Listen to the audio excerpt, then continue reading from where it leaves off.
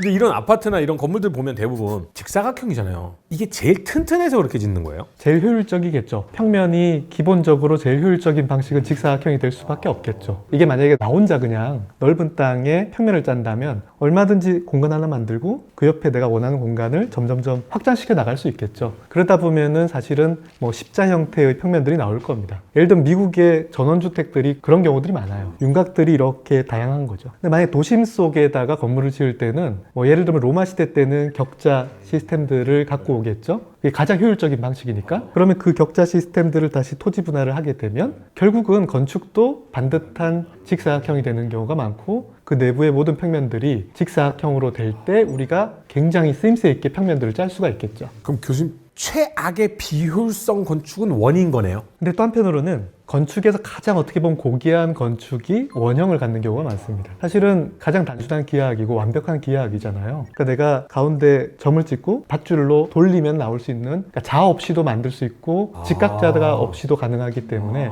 가장 순수한 형태고요. 그래서 유목민 건축들이 보면은 원형 평면들이 많지 않습니까? 그러다 보니까 서양에서도 로툰다라고 하는 공간들이 있는데요. 평면에서 원형의 평면을 만들고 그 다음에 완벽한 도매 형태로 덮는 거죠. 그런 공간들을 보통 가장 중심 공간이 되는 경우가 많아요. 근데 짓기가 더 어렵지 않나요? 어려우니까요. 짓기 어려우니까 가장 고귀한 공간 프로그램에다가 거기를 건축학자분들이 생각하는 가장 짓기 어려운 건물도 원인 거예요? 그러니까 원의 형태는 완벽한 기하학이라고 여겼고요. 비트루비우스의 텍스트에서 이미 가장 어떻게 보면 인체에서 완벽하게 발견될 수 있는 기하학이 원이고 그 다음에 다시 정사각형이 발견된다고 얘기를 했죠. 그래서 비트루비우스 인간이라고 하는 그 테마로 여러 예술가들의 버전의 그림이 있잖아요. 이거 다빈치 그림도 마찬가지고요. 팔다리를 펼치면 나올 수 있는 가장 완벽한 단순한 기하학이지 않습니까? 그러니까 인체의 몸속에 신의 기하학이 숨어 있다고 보는 거죠. 그러다 보니까 원 형태는 사실은 태초의 건축의 형태고 그것이 이제 결국은 가장 어떻게 보면 신성한 건축 형태로 여기기 때문에 그런 형태로 만드는데 대신 그게 이제 직사각형 평면들하고 맞닿게 되면 이상한 어떤 부분들이 나오게 되겠죠. 그런 부분들은 이제 어떻게 보면은 굉장히 비경제적인 부분들이 발생할 수가 있고 지붕을 만약에 돔으로 쌓는다는 건 굉장히 어려운 일이기 때문에 당연히 비쌉니다. 근데 그만큼 중요한 공간이니까 비싸게 짓는 거죠. 유목민들 같은 경우 원형을 돔을 지을 때 전 또 하나 거기 추가하고 싶은 게 있지만 원형 자체가요 하늘을 표현한다고 생각을 했었더라고요. 그래서 우리나라 왜 고구려도 말각 조정으로 해서 이렇게 입체적으로 현장 만드는데 그러면서 하늘의 모든 것을 진리를 내 작은 자기만의 공간에 구현했다라고 하는 것이 유목민들 사이에서 널리 퍼져 있는 맞습니다. 네, 천원지방의 개념도 그런 거고요. 그것이 이제 바로 하늘의 진리가 내 집안에 다 들어와 있다. 서양의 기독교 건축의 형태를 보면은 그 중에 가운데 돔이 있는 건축들이 있는 경우가 많죠. 그럼 항상 그 돔에다가는 보통 하늘을 표현하는 그런 프레스코아를 입히는 경우가 많습니다. 서양에서도 마찬가지로 돔은 천구를 뜻하는 거죠. 인간의 공통적인 뭐 그런. 근데 대신 지상에서는 직사각형으로 평면을 짜는 것이 합리적이니까 굉장히 어려운 부분이 직사각형 평면에다가 동그란 걸 덮어야 돼. 굴을 덮는 그 부분이 굉장히 어려운 문제고 그런 거에 가장 어떻게 보면 발전된 형태가 이스탄불에 있는 하기야 소피아 건축이 평면은 직사각형인데 그 다음 거기에 굴을 만들기 위해서 복잡한 방식으로 결합하는 거죠. 그래서 이렇게 네모나고 여기가 동그란 게 덮여 있는 게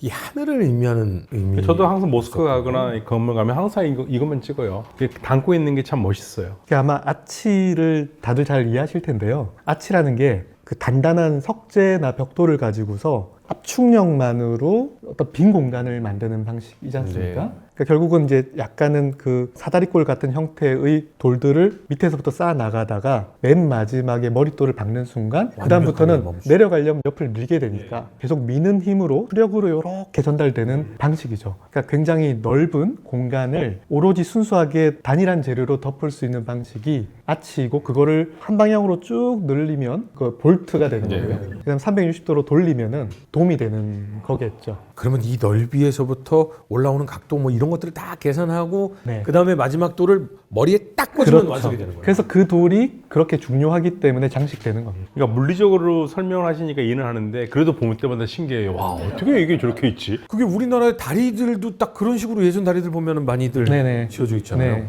사실은 이제 그게 아치일 때는 그 맨 위에 있는 돌이 키스톤이라고 그래서 굉장히 큰 돌을 박게 되어 있고요. 그 다음에 그걸 박은 순간에 이 홍해틀을 뜯는 거는 굉장히 목숨이 왔다 갔다 하는 중요한 순간이 되겠죠. 하나 뜯는 순간 와르르 무너지는 그렇죠. 거예요. 그런 경우가 있거든요. 그러니까 그만큼 철저하게 만든 다음에 뜯는 순간은 정말 죽느냐 사느냐의 문제일 수 있는 것이죠. 그만큼 중요한 돌이고요. 이걸 만약에 360도로 돌리면은 그러면 마찬가지로 맨 위에 있는 그 돌이 굉장히 구조적으로 중요한 돌이 될 텐데 그러면 어둡잖아요. 그렇죠. 그러니까 거기다 구멍을 뚫고 싶은 욕구가 생깁니다. 그럼 무너지잖아요. 로마의 판테온이 네, 판테온, 예. 그래서 오큘루스라고 하는 그 빈 구멍을 뚫어 놓는 건데요. 그렇게 해서 빛을 해결하죠. 그럼 대신 거기를 반지와 같은 형태로 구조를 만드는 거예요. 사실은. 미는 힘만 있으면 되니까. 그렇죠. 그리고 그 형태를 구멍으로 뚫을 수도 있고 거기를 뭔가 약간 상투 같은 형태로 올릴 수도 있겠죠. 랜턴이라고 하는 형태인데 그런 게 이제 피렌체의 그 두오모 성당 르네상스를 열었다고 하는 그 필리포 브루넬레스키가 만들었던 그 두오모 성당 같은 경우를 보면은 그 맨 위에 있는 그 장치가 단순한 장식일 뿐만 아니라 구조적으로 가장 핵심적인 부분이 되는 거죠. 그럼 기술력이 발달하면 발달할수록 우리 애들하고 같이 놀이하는 펭귄 얼음 뚫기 이거 하는 것처럼 구멍을 많이 뚫을 수도 있게 되겠네요. 그렇죠. 그게 바로 고딕 성당이 되겠죠.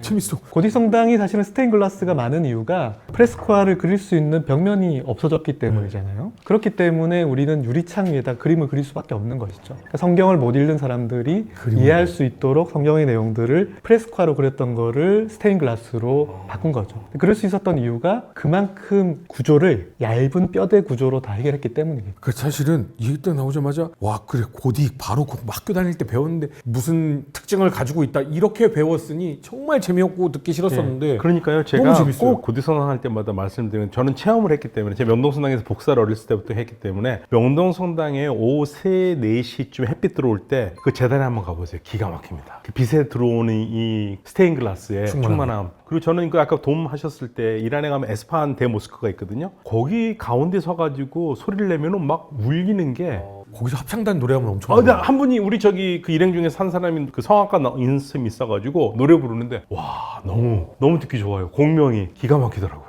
여러분들이 많이 응원해 주시면 저희가 언젠가 명동성당에서 3시쯤 보다를 녹화할 수 있잖아요. 4시쯤. 네, 좋습니다. 아주 좋습니다. 알겠습니다. 사실 그 건축사에서는 예전에는 아치나 돔은 로마 건축의 발명이다라고 얘기를 했는데 사실은 그 거슬러 가보면 다 메소포타미아에 있었던 건축 또는 이집트 건축에서 돔 기술들이 먼저 나왔고 그러니까 아치 기술이 먼저 이집트에서도 이 야치나 돔이 그렇게 많이 사용되지는 않지만 실제로 한 기원전 2000년대부터는 분명하게 확인이 돼요. 그리고 분명하게 이제 뭐 돔을 많이 사용한 공간이 이제 신전의 이제 본 구조물 말고 신전의 부속 시설들이 있는데 부속 시설 가운데서 약간 저장 시설 같은 데를 또 진흙벽돌로 이렇게 돔 형태로 만든 경우들이 많이 있습니다. 저는 이집트의 룩소르의 카르낙 신전을 갔다 온 다음부터는 입을 다물기로 했어요. 너무 어마어마해가지고 와 그 시대에 그렇게 지었나? 나중에 보니까 전부 다 뭐 그리스라든지 로마라든지 무슬림 문화권은 다 거의 아리우밖에 안 되더라고요. 카르낙 신전에서 신전의 그 규모라든지 막 이렇게 돔이라든지 이 카르낙 신전은 사실 근데 이게 한 1500년 동안 계속 지어진 신전이에요. 1500년이요? 1500년이 더 넘죠 사실은. 야, 계속해서 스페인 그 성당도 오래 짓는다고 하는데 이건 비교도 안 되네. 그러니까 이제 보통 카르낙 신전 같은 경우 이제 완성되지 않는 신전입니다. 계속해서 짓는 신전인데 이집트 문명이 끝나는 시점에서 더 이상 지어지지 않게 된. 그리고 나서도 로마 사람들이 들어가서 그 원래 있었던 구조물들을 계속 활용을 해요. 그래서 뭐 행정관청 만들고 또 나중에는 카르낙 신전도 그렇고 뭐 다른 이집트 신전도 마찬가지지만 기독교인들은 거기다 교회를 짓고 나중에 무슬림들이 들어가서 또 모스크를 짓고 그래서 지금 중첩되어 있는 모습들이 많이 나타납니다. 뼈대는 그대로 두고 계속해서 내용물이 바뀌는 소프트웨어가 바뀌는 느낌이네요.